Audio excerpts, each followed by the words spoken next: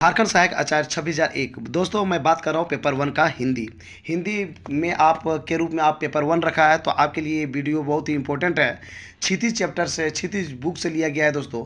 आपको जैसा पता है कि क्लास 10th में क्षितिज और दूसरा होता है आपका गीतिका, दो बुक पढ़ना होता है, साथ ही साथ ग्रामर्स भी पढ़ना होता है। तो ये बहुत ही इंपॉर्टेंट है और क्षितिज जो है सबसे लंबा चैप्टर है। यहाँ पे जो है 17 चैप्टर्स दिया गया है, यानी 17 पाठ आपको पढ़ना है। तो कुल मिला के 17 कवि भी होंगे, 17 चैप्टर के लिए 17 जो है कवि भी होंगे। तो कवि है तो संपूर्ण कवि यानी जितने भी कवि हैं सबको एक ही वीडियो में आपको मैं परिचित कराता हूँ। इससे क्वेश्चन आपको ज़्यादा से ज़्यादा देखने को मिल सकती है।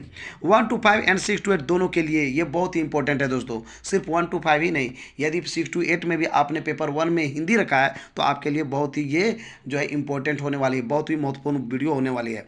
तो इससे बाहर नहीं आएगा। जो भी आपका कवि से क्वेश्चन पूछा जाएगा तो ये मैं इतना लेके चला हूँ कि एक भी उससे बाहर नहीं आएगा, क्योंकि जितने भी कंपटीशन में पूछा गया है ऑल इंडिया के सभी कंपटीशन में उससे बाहर पूछा ही नहीं गया है। तो दोस्तों उससे बाहर नहीं आएगा और टोटल का टोटल एक ही वीडियो में मैं कंप्लीट कराने वाला हूँ। तो चलते हैं वीडियो की तरफ। तो दोस्तों आप देख सकते हैं ये है चैप्टर 1 पद। पद के लेखक कौन है, पद का कवि कौन है, सूरदास है। राम लक्ष्मण परशुराम संवाद ये तुलसीदास हैं। सवैया और कवि कौन है, देव हैं। आत्मकथ्य का कवि कौन है, जयशंकर प्रसाद है। उत्साह और अट नहीं रही ये जो है सूर्यकांत त्रिपाठी निराला इनके कवि हैं। यह दंतुरित, मुस्कान और फसल ये दोनों चैप्टर का नागार्जुन है। साथ ही साथ छाया मत छूना गिरजा कुमार माथुर कवि हैं इसके। कन्यादान के कवि कौन है तो ऋतुराज है। संगतकार के कवि कौन है, मंगलेश डबराल है। नेताजी का चश्मा इसके कवि कौन है, स्वयं प्रकाश है। बाल गोविंद भगत ये जो है राम वृक्ष वेणुपुरी हैं। लखनवी अंदाज के यशपाल हैं। मानवीय करुणा की दिव्य चमक सर्वेश्वर दयाल सक्सेना है। एक कहानी यह भी मनु भंडारी हैं। स्त्री शिक्षा के विरोधी कुतर्कों का खंडन महावीर प्रसाद द्विवेदी है।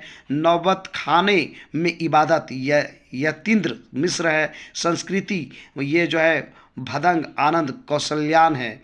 साथ ही साथ मैं आपको बता दूं दोस्तों, आपको जो है कृतिका में 5 बुक पढ़ना है, 5 बुक नहीं सॉरी 5 चैप्टर पढ़ना है। माता का आंचल, जॉर्ज पंचम की नाक, साना साना हाथ जोड़ी, यही ठैया झूलनी हैरानी हो रामा, मैं क्यों लिखता हूँ ये भी पढ़ना है। जिसके जो है लेखक आप देख सकते हैं कहानीकार कौन कौन है, शिवपूजन सहाय, कमलेश्वर, मधु कांकरिया, शिव प्रसाद मिश्र, रुद्र और अज्ञे जी हैं। तो इस प्रकार से आपको ये जो है आप देख पा रहे होंगे क्षितिज का ये जो है 17 चैप्टर आपको पढ़ना है, यानी कि 17 का कवि का जो है परिचय मैं इस वीडियो में कराने जा रहा हूँ दोस्तों, जो कि बहुत ही इंपॉर्टेंट है आपके लिए। तो दोस्तों पहले आते हैं सूरदास। सूरदास जी का जन्म जो है 1478 ईस्वी में हुआ था। जन्म स्थान जो है रुनकता या रेणुका के नाम से ये जाना जाता है। ये मथुरा में है पहली मान्यता के अनुसार। कुछ लोगों का ये भी मान्यता है, दूसरी मान्यता के अनुसार इनका जो जन्म सिही में हुआ था जो कि दिल्ली में है। कवियों में सर्वाधिक प्रसिद्ध महाप्रभु वल्लभाचार्य के शिष्य सूरदास अष्टछाप में इनका हुआ था दोस्तों।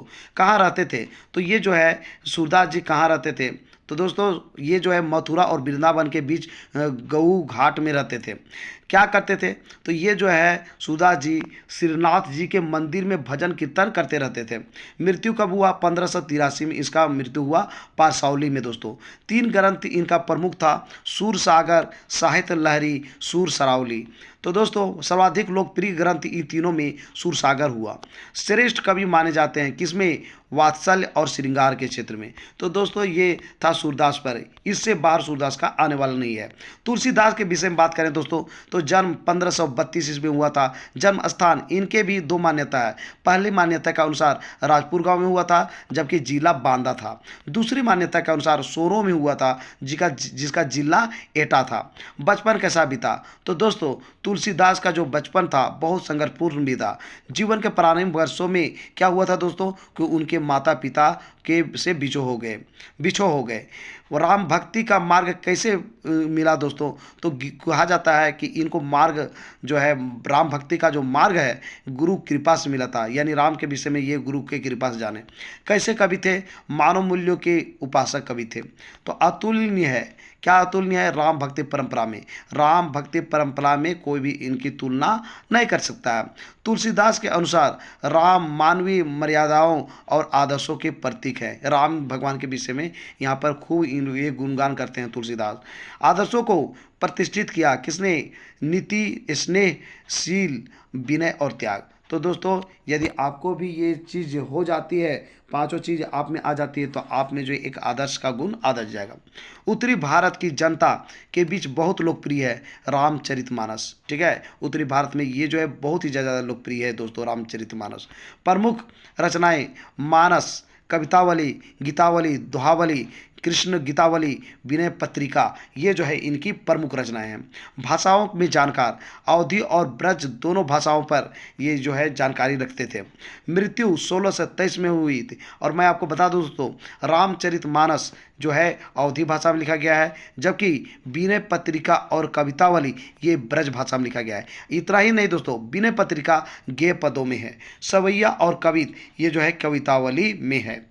अब बात करते हैं दोस्तों देव के विषय में। दोस्तों, देव का जो है जन्म 1673 में हुआ था। जन्म स्थान इनका इटावा था, जो कि उत्तर प्रदेश में है। पूरा नाम देवदत्त द्विवेदी था। देव के अनेक आश्रय दाताओं में एक औरंगजेब के पुत्र आजम शाह थे। देव के गुणग्राही आश्रय दाता प्राप्त हुआ भोगीलाल से। काव्य ग्रंथों की संख्या 52 से 72 तक मानी जाती है। इनकी प्रमुख ग्रंथ कौन कौन है दोस्तों? रसविलास, भावविलास, काव्य रसायन, भवानी और भवानी विलास। दोस्तों, इनका जो मृत्यु है देव का 1767 ईस्वी में इनकी मृत्यु हो गई।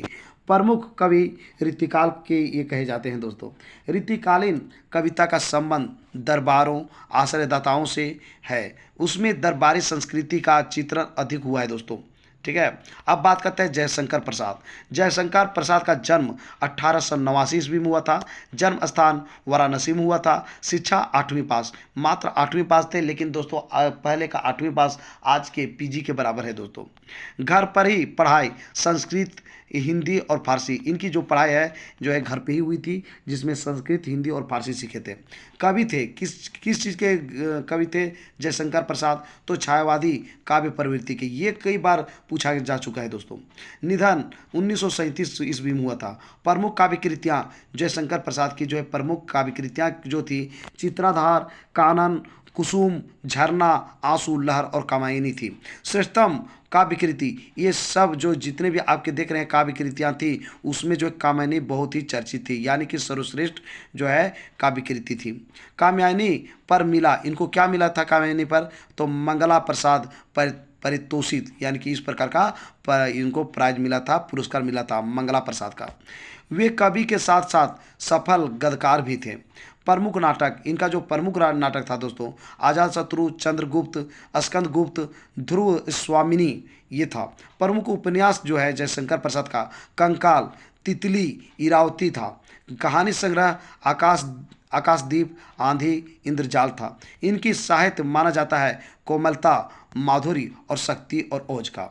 दोस्तों, अब बात करते हैं सूर्यकांत त्रिपाठी निराला का। तो इनका जन्म 1899 ईस्वी में हुआ था। जन्म स्थान महिषादल, जो कि बंगाल में है दोस्तों। निवासी थे गढ़ाकोला का, जिला उन्नाव पड़ता है, जबकि ये उत्तर प्रदेश के अंतर्गत आता है। शिक्षा इनकी 9वीं क्लास तक थी, जो है मही बादल में। स्वाध्याय से ज्ञान अर्जित, उसके बाद जो है 9वीं क्लास के बाद इनकी पढ़ाई समाप्त हो जाती है और सेल्फ स्टडी करते हैं, जिसमें कि संस्कृत, बांग्ला और अंग्रेजी वो सीखते हैं। वे अध्येता थे, और अध्येता किस चीज़ का थे? संगीत और दर्शन शास्त्र का। इतना ही दोस्तों, संगीत और दर्शन शास्त्र में वो जो है बहुत ज़्यादा नॉलेज प्राप्त कर लिए थे। विचारधारा का विशेष प्रभाव पड़ा रामकृष्ण परमहंस और विवेकानंद की विचारधारा का। पारिवारिक जीवन दुखों और संघर्षों से इनका भरा रहा। वे भीतर ही भीतर टूट गए थे। क्यों? क्योंकि आत्मीयजनों के असामयिक निधन से, यानी कि जो इनके जो है करीबी थे, वो क्या हुआ था कि इनके जो है समय पर, यानी कि असामयिक समय के पहले ही इनकी मौत हो चुकी थी। देहांत 1961 ईस्वी में इनकी मौत हो जाती है सूर्यकांत त्रिपाठी निराला का दोस्तों। प्रमुख रचनाएं अनामिका, परिमल, गीतिका, कुकुरमुत्ता, नए पत्ते, ये जो है इनकी प्रमुख रचनाएं हैं। ख्याति अविस्मरणीय, तो दोस्तों उपन्यास, कहानी, आलोचना, निबंध और निबंध लेखन, ये जो है कहानी ख्याति अविस्मरणीय है। इनका संपूर्ण साहित्य निराला रचनावली के 8 खंडों में है। रचनाओं में उपस्थिति तो दार्शनिकता, विद्रोह, क्रांति, प्रेम की तरलता, प्रकृति का विराट, उदार चित्र, ये सब जो है रचनाओं में उपस्थित थे। छायावादी रचनाकारों में उन्होंने सबसे पहले मुक्त छंद का प्रयोग किया, ये बहुत इंपॉर्टेंट है दोस्तों। अब बात करते हैं नागार्जुन के विषय में। तो दोस्तों नागार्जुन का जन्म जो है 1911 ईस्वी में हुआ था। जन्म स्थान सतलखा गांव में हुआ था, जबकि जिला का नाम दरभंगा था जो कि बिहार में आता है। मूल नाम इनका जो है बैद्यनाथ मिश्र था दोस्तों। आरंभिक शिक्षा संस्कृत पाठशाला में हुई थी। आरंभिक शिक्षा के बाद बनारस और कलकत्ता चल गए। उसके बाद दोस्तों 1936 में वे श्रीलंका गए और वहीं बौद्ध धर्म में दीक्षित हुए। श्रीलंका जाने के बाद वापस कल लौट गए। तो दोस्तों कब लौटे, तो 1938 में वो लौट जाते हैं। वो जो है इस प्रकार से जो है श्रीलंका वगैरह गए थे। नागार्जुन ने अनेक बार संपूर्ण भारत की यात्रा की। ये जो है पूरे विश्व मतलब भारत ही जो है ये घूमे हैं दोस्तों। देहांत इनका 1998 में हुई है दोस्तों। प्रमुख काव्य इनका जो है युगधारा, सतरंगी पंखों वाली, हजार हजार बाहों वाली, तुमने कहा था, पुरानी जूतियों का कोरस, आखिर ऐसा क्या कह दिया मैंने, मैं मिलिट्री का बूढ़ा घोड़ा। तो ये सब जो है इनकी प्रमुख काव्य था दोस्तों। नागार्जुन के संपूर्ण कृतित्व प्रकाशित नागार्जुन रचनावली के 7 खंडों में है दोस्तों। इनकी जितने भी कृतित्व है, जो भी ये रचना किए हैं, उसमें जो है 7 खंडों में विभक्त किया गया है। साहित्य के क्षेत्र में पुरस्कार, इनको कौन कौन पुरस्कार मिला है दोस्तों देखिए। नागार्जुन को हिंदी अकादमी, दिल्ली का शिखर सम्मान, भारत भारती जो कि उत्तर प्रदेश में है।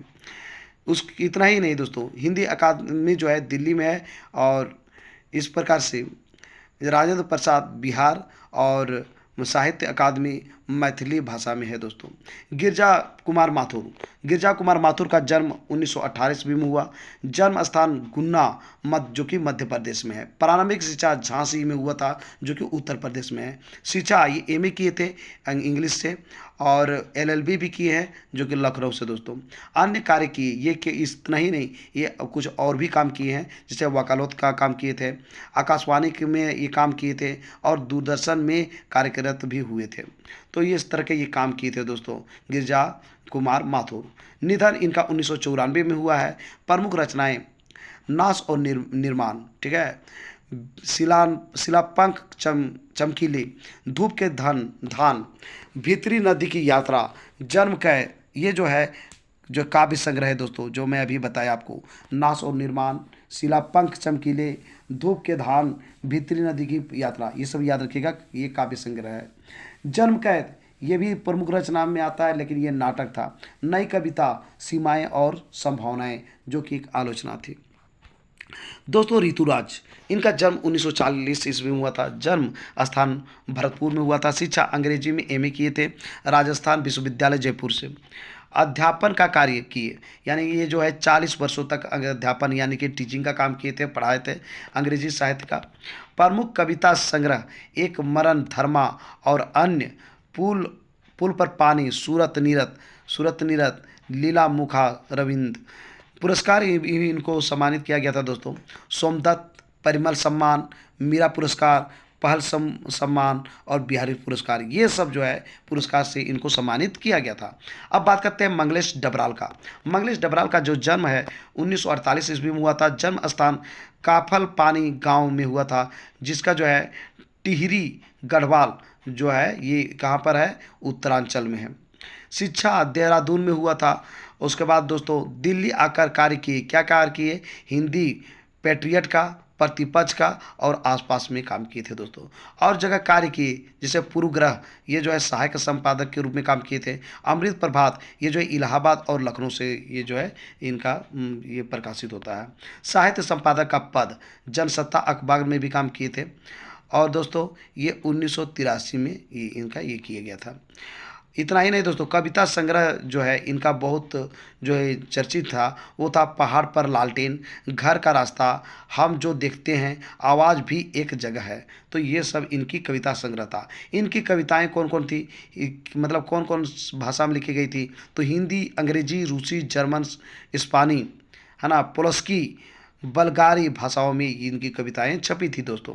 इनकी लेखन और भी साहित्य, सिनेमा, संचार, है ना, माध्यम और संस्कृति, ये जो है इनकी लेखन और भी जो है बहुत ही प्रसिद्ध है दोस्तों।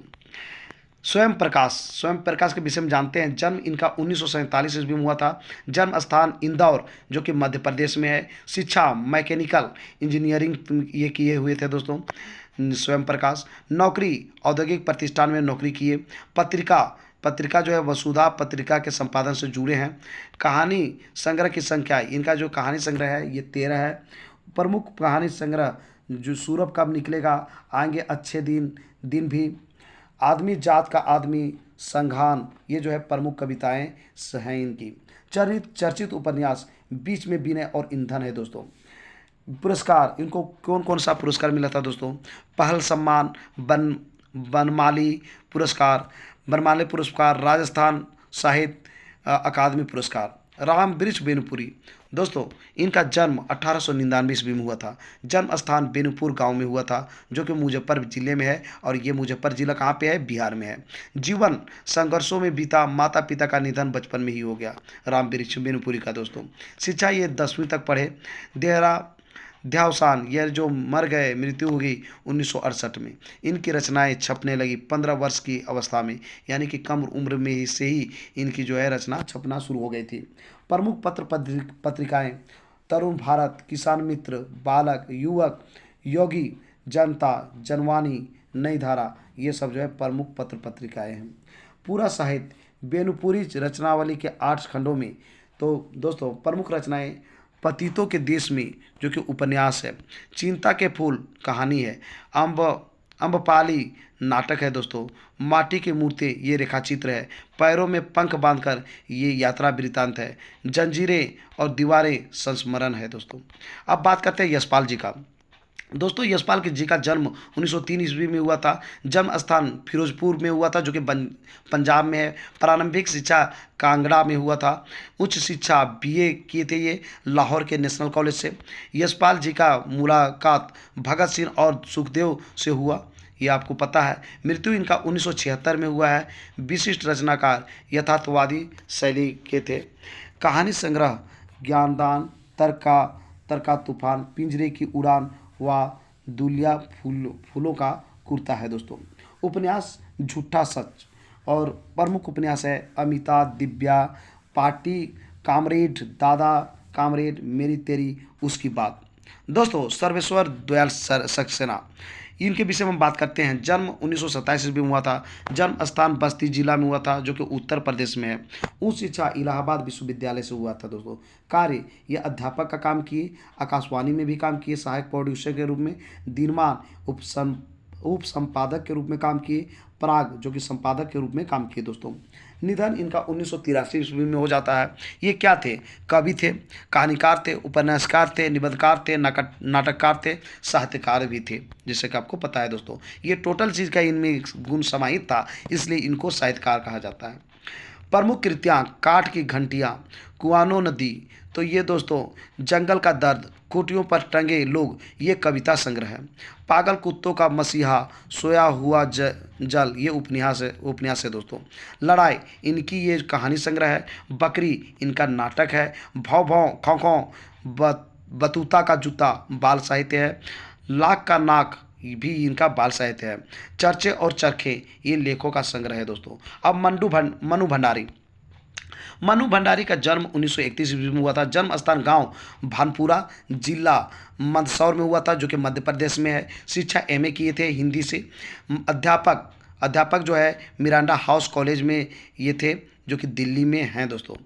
प्रमुख रचनाएं एक प्लेट, सैलाब, दूसरा है कि मैं हार गई, यही सच है, त्रिशंकु, ये सब है कहानी संग्रह था। आपका बंटी और महाभोज इनका ये उपन्यास था दोस्तों। एक कहानी यह भी, ये जो है आत्मकथ्य है। पुरस्कार हिंदी अकादमी के शिखर सम्मान और भारत भाषा परिषद कोलकाता। दोस्तों राजस्थान संगीत नाटक अकादमी जो कि उत्तर प्रदेश, ये जो है इनकी पुरस्कार यहाँ पे मिला गया है कोलकाता में, उत्तर प्रदेश में इस प्रकार से मिला हुआ है। दोस्तों इनकी रचनाओं में स्त्री मन से जुड़ी अनुभूतियों की अभिव्यक्ति देखी जाती है, यानी कि स्त्री से, ये स्त्री थे और इनका जो है स्त्री से बहुत ही ज़्यादा लगाव था। महावीर प्रसाद द्विवेदी, जन्म 1864 ईस्वी में, जन्म स्थान जो है दौलतपुर गांव में हुआ था, जिला रायबरेली है दोस्तों, जो कि उत्तर प्रदेश में आता है। नौकरी रेलवे में नौकरी किए थे ये। मासिक पत्रिका सरस्वती का संपादन 1903 ईस्वी में, नौकरी से इस्तीफा देने के बाद, ठीक है, ये जो है ये नौकरी से इस्तीफा दे दिए, उसके बाद मासिक पत्रिका सरस्वती का संपादन ये करना शुरू कर दिए। और दोस्तों मासिक पत्रिका सरस्वती संपादन का अंतिम वर्ष इनका 1920 था दोस्तों। देहांत इनका 1938 ईस्वी में हो जाता है।